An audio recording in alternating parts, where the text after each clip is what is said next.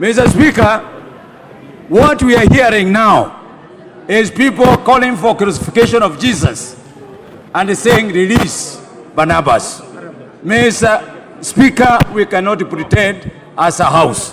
I am very saddened to hear the Vice Chair of this committee, a man of respect and a mentor, disowning the sittings. Mr. Speaker, Mr. Vice Chairman sat for that committee for 3 days, including the report lighting, and at no single time did he withdraw from the position of vice chairmanship. Mr. Speaker, the decision of the chair and the decision of the vice chair are one and the same. So we cannot play for the public gallery. Mr. Speaker, we cannot dictate terms as what the president of this republic should do. Mr. Speaker, Mideka Rinturi cannot be sacrificed for doing what is good.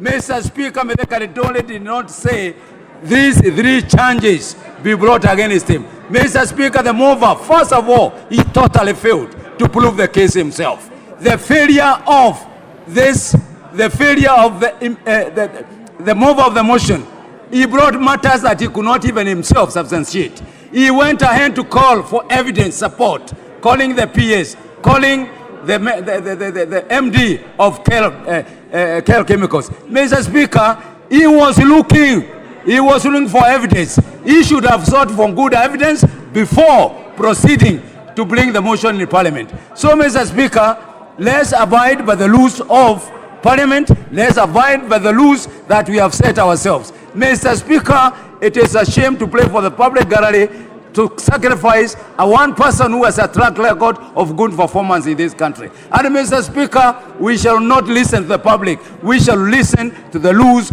of this Parliament. I thank you, Mr. Speaker. Thank you. Junet Mohammed. Yes.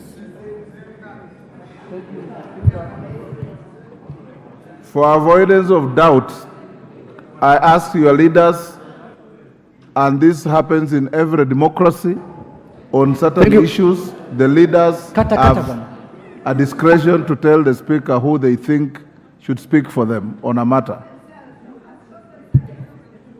Speaker, Mr. Speaker, they are your leaders. Today is a sad day, indeed very sad day for our country, Mr. Speaker. Mr. Speaker, it is for sure that this was not the expectations of the Kenyan people today. They expected an indictment because, Mr. Speaker, what happened in this country by supplying fake fertilizer to the public, to Kenyans, Mr. Speaker, is a very grievous matter, Mr. Speaker. And for us to exonerate a cabinet minister who presided over that, Mr. Speaker, is also a very, very sad thing, Mr. Speaker.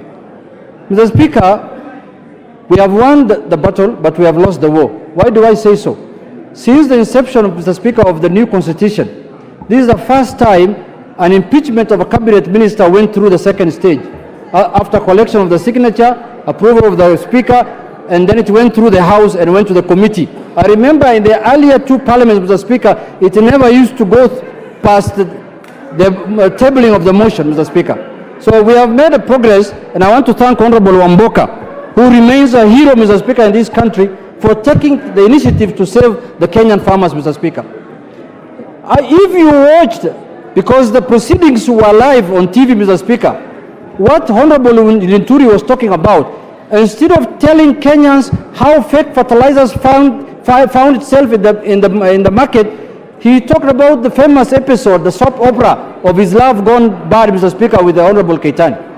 Mr. Speaker, if we continue like this, then in the national holidays, when people are given honors, Mr. Speaker, we should add corruption as one of the honors that is awarded, Mr. Speaker. Corruption should not become a badge of honor in this country, Mr. Speaker. How can this House preside over a committee report that has turned the wheel of 49 members upside down, Mr. Speaker? And they know very well the mood of the House was that they want the minister impeached. Now, it is now the responsibility of the appointing authority to sack that minister as early as this afternoon, Mr. Speaker. Lastly, Mr. Speaker, if we were in mature democracy, this cabinet secretary will have resigned long time ago, Mr. Speaker. He will not have been in office by now. He will have left the office, and because he has no moral authority to serve Kenyans anymore, Mr. Speaker.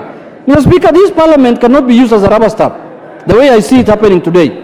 If the fake fertilizer thing has gone the way it is going today, then fake medicine will go through, fake water will go through, fake everything will go through in this country, and the people who are going to suffer in this country, Mr. Speaker, is the Kenyan people, Mr. Speaker. If we were elected, and this is not what the Suna East people today expected, Mr. Speaker.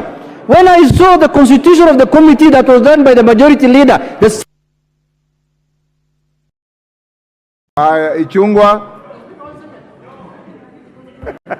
give him 2 seconds.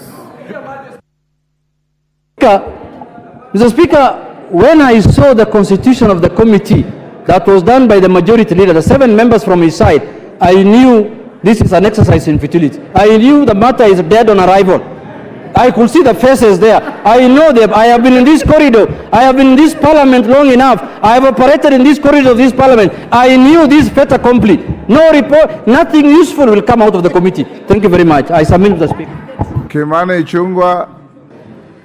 Thank you, Honorable Speaker. And I hear what the leader of the minority whip is saying. And it is true, Honorable Speaker, that if you have been here long enough, like the Honorable Junet Mohammed,